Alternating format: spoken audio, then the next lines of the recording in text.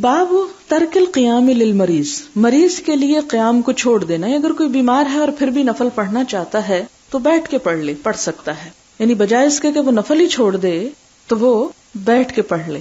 کھڑے ہو کے پڑھنا افضل ہے، بیٹھ کے پڑھنا آدھا ثواب ہے، لیکن چھوڑ دینے کا کوئی ثواب نہیں.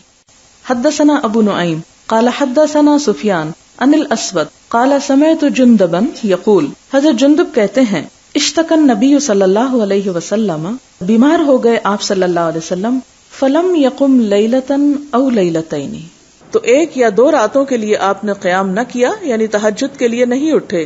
حدثنا محمد بن کثیر قال اخبرنا سفیان عن الاسود بن قیس عن جندب بن عبد اللہ رضی اللہ عنہ قال احتبس جبریل صلی اللہ علیہ وسلم عن النبی صلی اللہ علیہ وسلم، رک گئے. احتبس یعنی آنا چھوڑ دیا جبریل علیہ السلام نے آپ صلی اللہ علیہ وسلم کے پاس.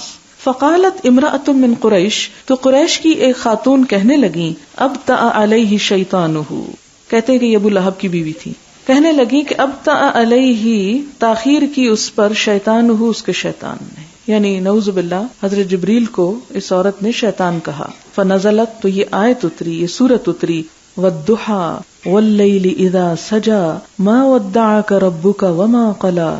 والضحى قسم ہے ضحا کے وقت کی، واللیل اور رات کی، اذا سجا جب کہ وہ چھا جائے، ما ودعک نہیں چھوڑا تجھ کو، نہیں وداع کیا تجھ کو، ربک تیرے رب نے، وما قلا اور نہ وہ ناراض ہوا.